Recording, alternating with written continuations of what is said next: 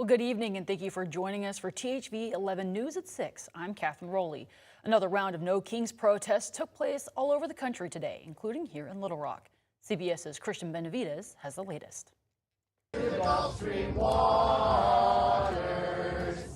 Singing songs, waving signs, and sporting costumes, demonstrators held rallies and marches in 50 states and a dozen countries for a day of so-called No Kings protests against President Trump and his administration's policies. Among those at the Washington, D.C. protest, Vietnam War veteran Walter Finn. This protest means everything that I supposedly went to war for, and that was an illegal war, just like many of the others. We have to learn to stop this and elect people that are real. In Paris, Americans living abroad and Europeans banded together to speak out. We are against everything that Trump is doing. He made 3 campaign promises: no more wars, lower prices, and release the Epstein files. He has done the complete opposite of all 3 of those things. This is the 3rd time in 9 months that No Kings rallies have taken place, and organizers say they're getting bigger. No Kings organizers designated the rally at the Minnesota State Capitol their flagship event, with a large response to the deaths of Minneapolis residents Renee Good and Alex Preddy at the hands of federal agents during the recent immigration crackdown. A White House spokesperson says the protests are, quote, Trump derangement therapy sessions. The president has not specifically addressed this weekend's rallies, but at an event on Friday said he wants to be known as a leader who makes peace. And I mean, I know it doesn't sound right for me to say this, but I'd love my legacy to be made as a great peacemaker, because I really believe I'm a peacemaker. This weekend's protests come as the U.S. enters its 5th week of the war with Iran. Christian Benavides, CBS News, West Palm Beach. All right, some updates to a story in our neighboring state. A bus crash in Tennessee yesterday left 2 students dead and at least 7 others were injured. The bus had 25 students, 5 adults as passengers.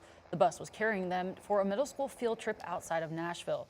There were 2 other vehicles that were involved in the accident. A Department of Transportation for Tennessee dump truck and an SUV. Officials say that they have that investigation that remains open. Now, the government is still partially shut down and it's going on to day 41 as both chambers of Congress are still at odds. The House yesterday voted to pass a short-term bill to fund the Department of Homeland Security. This comes after the Senate approved for this bill for most of the agency, and the House called for the funding of DHS and ICE for nearly 60 days. The Senate approved a bill excluding ICE funding and border protection.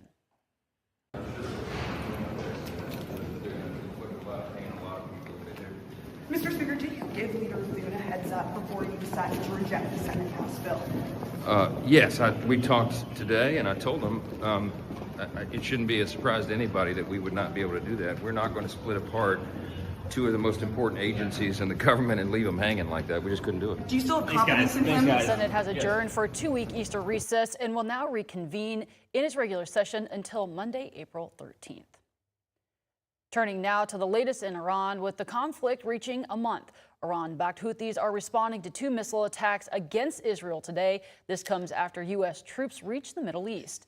President Donald Trump is waiting for the country's response to his 15-point peace plan proposal after extending his deadline for Iran to open the Strait of Hormuz. European allies are both publicly and privately sharing with American diplomats that Russia is aiding in Iran war efforts. All right, turning now to some weather. We're joined with Simone. Simone, you look very lovely today. I was telling you I love the glasses and the dress.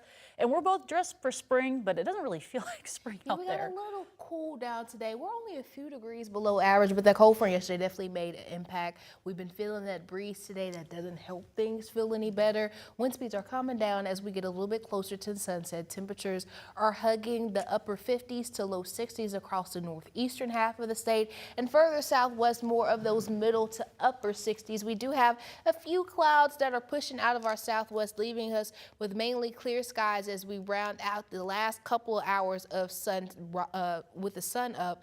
Right now, wind speeds are still teetering between about 5 to 10 miles an hour for sustained winds. We don't have any gust readings right now, but I'll tell you earlier they were a little bit closer to 20-mile-an-hour wind gusts. But like I said, wind speeds do calm down as we approach sunset and through the rest of the evening. Winds now coming from the east. They'll shift direction to come from more of the southeast by tomorrow morning. And those southerly winds bring some warmer air into the state, but we'll have to get through a chilly start to your day on Sunday before we feel that warm up. I'll tell you more about the warm up that's on the way and a look at the rest of the week in your 7-day outlook, so make sure you stick around.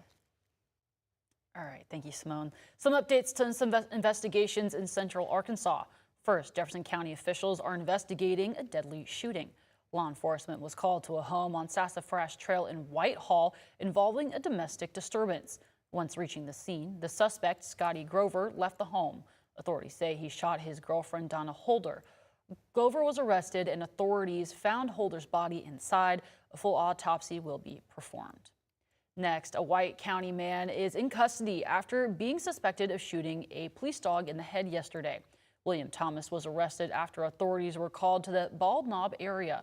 Authorities received a complaint about Thomas being armed and had felony warrants for aggravated assault and other charges.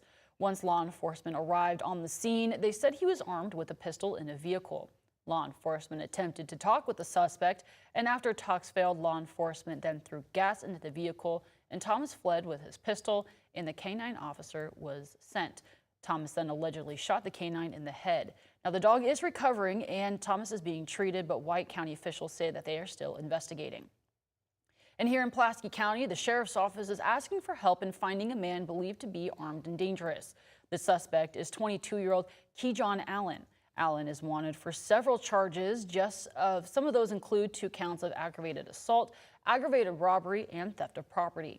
He is described as being 5 foot 11 inches, weighing 160 pounds, with black hair and brown eyes. You can see him on your screen there. Authorities adding that he has facial hair and a large neck tattoo.